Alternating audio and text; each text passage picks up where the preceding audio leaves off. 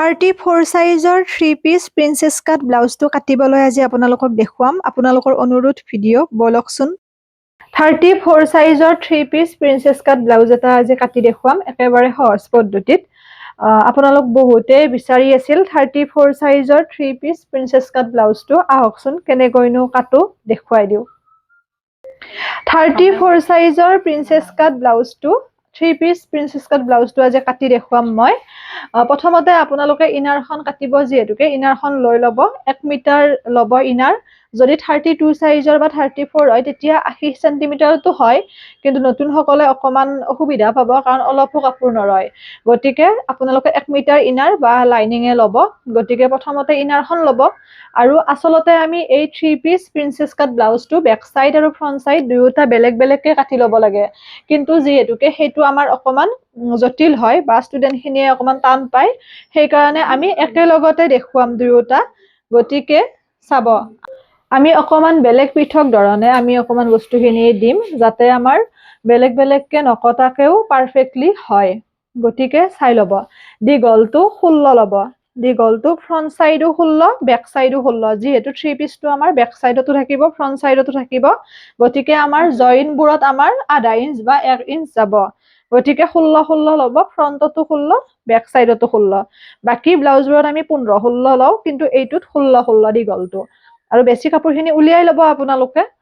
16 আৰু যিহেতু 34 সাইজ 8.5 লৈ আমি জাপিব লাগে। 8.5টো হৈছে আমাৰ ফিটিং জোখ। 2 ইঞ্চি বঢ়োৱাৰ লগে লগে 10.5 হয়।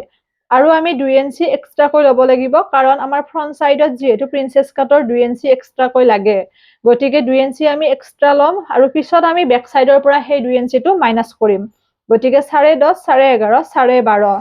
আমি ইয়াতে 13 ল'ম, 13 লৈ ল'ম। বাকীখিনি কাটি দিম। আপোনালোকেও 13 ল'ব।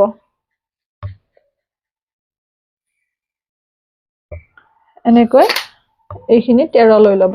আৰু দীঘলটো 16 ল'ব।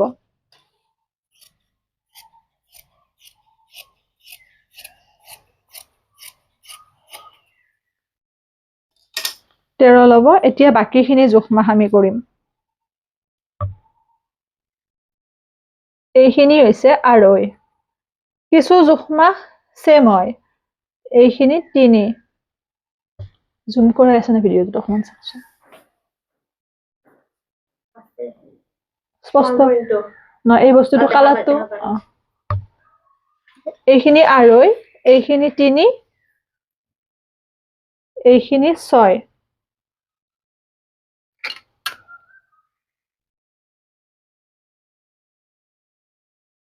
এইখিনি লৈ আমাৰ সেমে হয়।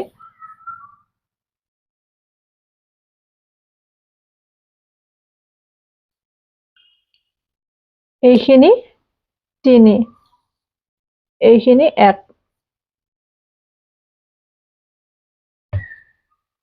আৰু এইখিনি আমাৰ আধা ইঞ্চ।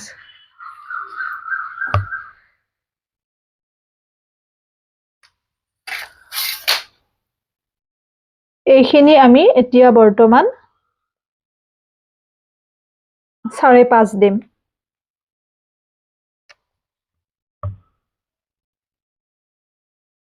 5.5 দি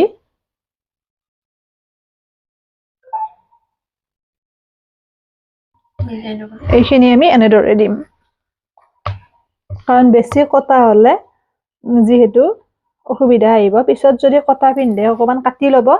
এইখিনি এতিয়া এই 5.5ৰ পৰা এই দীঘলটো আপোনালোকে 4.5 ল'ব। এইখিনি 4.5 আৰু এইখিনি 4.5। এইখিনি 4.5 আৰু এইখিনি 4.5। তাৰ পিছত এইখিনি ল'ব আপোনালোকে 2.5, 2 আৰু আধা। এই ডিস্টেন্সটো 2 আৰু আধা, আৰু এইখিনি হ'ব আমাৰ 2। এইখিনি 2 আধা, এইখিনি 2।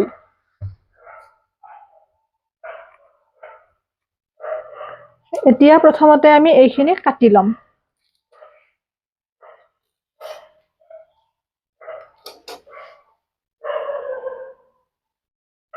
তাৰপিছত আমি ফ্ৰন্ট সাইডৰ ডিজাইনখিনি আমি কৰিম, বা ফ্ৰন্ট সাইডৰ আমি কাটখিনি কৰিম। প্ৰথমতে আমি জোখমাখখিনি লৈ লৈছো বেক সাইডত আপোনালোকে ইচ্ছা কৰিলে এইটো নিদি পেলাই ৰাউনো দিব পাৰে সেইটো নিজৰ ইচ্ছা কিন্তু 3 পিসটো বেক সাইডতো দিলে একেলগতে ভাল লাগে প্ৰথমতে আমি এইখিনি উলিয়াই লম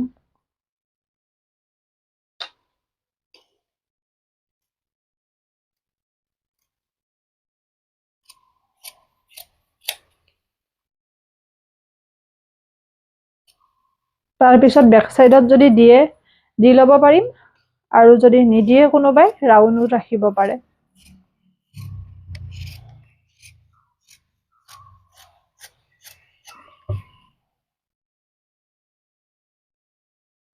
ইয়াৰে যিকোনো এটা আমি বেক সাইড ধৰিলে হ'ল কাৰণ যিহেতুকে আমাৰ জোখমা সেম এইটোৱে বেক বুলি ধৰিব কাৰণ ইয়াতে আমি ফ্ৰন্টৰ হিচাপত জোখটো সেম থাকিল পিছত যদি আমি এইটো কাট দিও এনেকে দি পিঠিখন যিমান কটা দিয়ে কটা দিলে হ'ল এইটো আমি পিছত কৰিম প্ৰথমতে ফ্ৰন্টৰ জোখমাখখিনি আমি কৰি লও এইটো আমাৰ ফ্ৰন্ট সাইড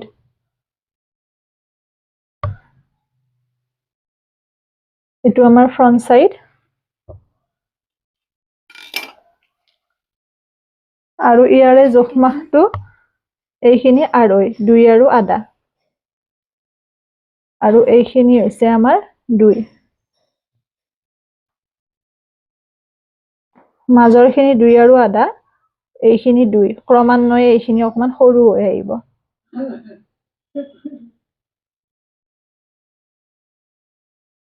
2 আৰু একদম মাজৰ পৰা আমাৰ 10.5 একদম মাজৰ পৰা 10.5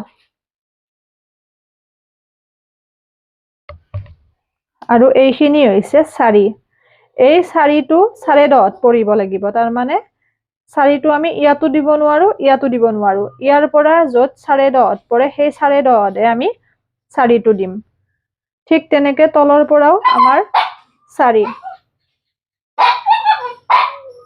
তলৰ পৰাও আমাৰ 4 আৰু এইখিনি আমাৰ 2 এইখিনি 2 এইখিনি 4 এইখিনি 2 পুনৰ এইখিনি 2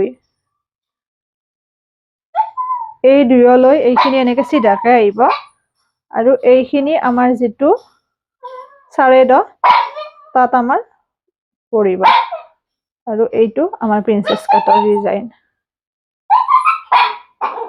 এইখিনি 2 এইখিনি আমাৰ ইয়াৰ পৰা 10.5 এইখিনি 4 এইখিনি 4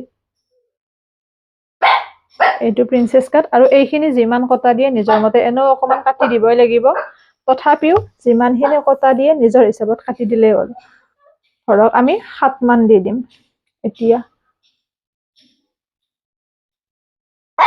এতিয়া বাকিখিনি আমি কাটি লম এইখিনি হৈছে আমাৰ ফ্ৰন্ট সাইড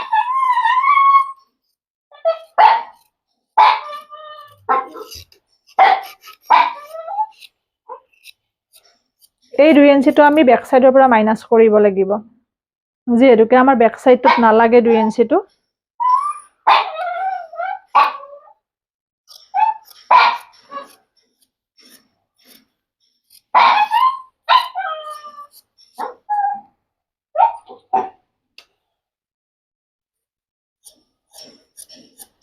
হৈ গল ফ্ৰন্ট সাইডটো আমাৰ হৈ গল আমি ইফালেৰে ছিলাম তাৰ পিছত এইখিনি আমি এনেকে ছিলাম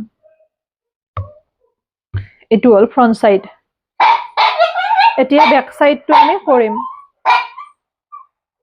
বেক সাইডটো আমি কাম কৰিম বেক সাইডটো প্ৰথমতে আমি 2 ইঞ্চিটো মাইনাস কৰিম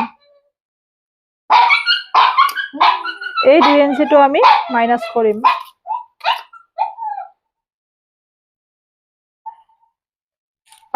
এইখিনি আমি পিছত বুকুৰ পটি বা কৰবাত ব্যৱহাৰ কৰিব পাৰিম কাৰণ আমি হিসাব মতে বেক সাইডটো বেলেগকে কাটিব লাগে কিন্তু অলপ অসুবিধা পাই বা অলপ প্ৰবলেম আছে তাত সেইকাৰণে এটো সহজ পদ্ধতি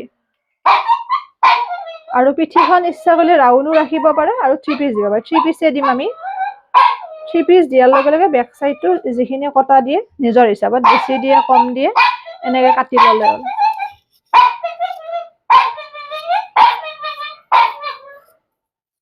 এইদৰে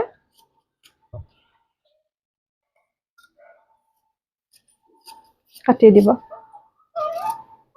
হৈ গল এতিয়া আমাৰ বেক সাইড হল ফ্ৰন্ট সাইড হল আমি বাকি হাতখন দীঘল দিম আৰু ঘটি হাতৰ দিম অকমান সামান্য কুচ থকাকে এইখিনিও দেখাই আছো হাত দীঘল আৰু ঘটি হাতৰ এনেকে দিয়াৰ লগে লগে আমাৰ বেক সাইডটো এনেকুৱা হ'ব আৰু ফ্ৰন্ট সাইডটো আমাৰ সেম হ'ব পিঠিখন যিমান কটা দিয়ে নিজে দিব আমাৰ বেক সাইড আৰু ফ্ৰন্ট সাইড হৈ গল 34 সাইজৰ 3 পিছৰ প্ৰিন্সেছ কাট আশা কৰো বুজি পাইছে হাতখন মই দেখাই আছো এতিয়া আমি ঘটি হাতৰ মানে সামান্য কুচ থকা ঘটি হাতৰ মানে হাতখন দিম আৰু 3/4 স্লিভছৰে দিম ইচ্ছা কৰিলে আপোনালোকে দীঘলো দিব পাৰে যিমান দীঘল দিয়ে নিজৰ কথা যিমান ছুটি দিয়ে নিজৰ কথা মেইন জোখখিনি এইখিনি মূৰৰখিনি সেম থাকিব লাগিব গতিকে আমাৰ হাতৰ মূল জোখটো হৈছে 11.5 এইটো হৈছে আমাৰ মেইন হাতখন মানে আমাৰ হাতখন যিমান দীঘল হ'ব এইটো 11.5 আৰু যেহেতু আমি অকমান কুচ দিম তাৰ কাৰণে আমি 3 ইঞ্চি এক্সট্ৰা লম এইটো কিন্তু আমাৰ কুচতে যাব এইটো দীঘলৰ লগত কোনো সম্পৰ্ক নাই এই 3 ইঞ্চি এতিয়া আমি কাণখন পাৰিম ইয়াতে কাণখন যে পাৰিম আমি মেইন জোখৰ পৰাহে পাৰিম এনেকে যেনেকে বাকি ব্লাউজবোৰ আমি কাণখন পাৰো ঠিক তেনেকে আমি কাণখন পাৰিম ইয়াৰ পৰা 3 লম 3 হৈছে ন 3 ইয়াতে আমাৰ হাতখন আমাৰ ৰৈছে এইটো হৈছে আমাৰ মেইন জোখ বাকি শকতখিন অনুপাতে হাতৰ ঘেৰটো দিব এই 2 ইঞ্চি এক্সট্ৰা হাত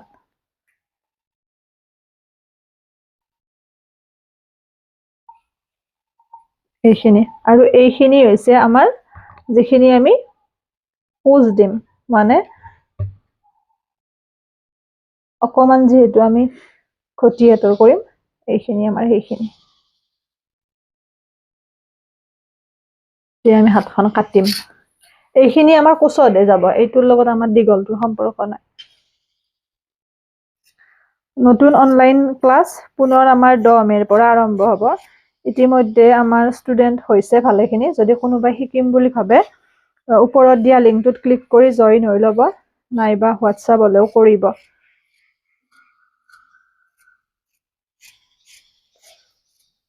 এয়া এখন হৈছে আমাৰ অকমান সামান্য কুচ দিয়া ঘটিয়াত হৈ গল 34 সাইজৰ আমাৰ 3 পিস প্ৰিন্সেছ কাট ব্লাউজৰ কাটিংটো চিলোৱাটো মই দিম আশা কৰো বুজি পাইছে কিবা নুবুজিলে সুধিব পুনৰ নতুন ভিডিও এটিৰে লগ পাম সকলো ভালে থাকক সুস্থ থাকক হাঁহি থাকিব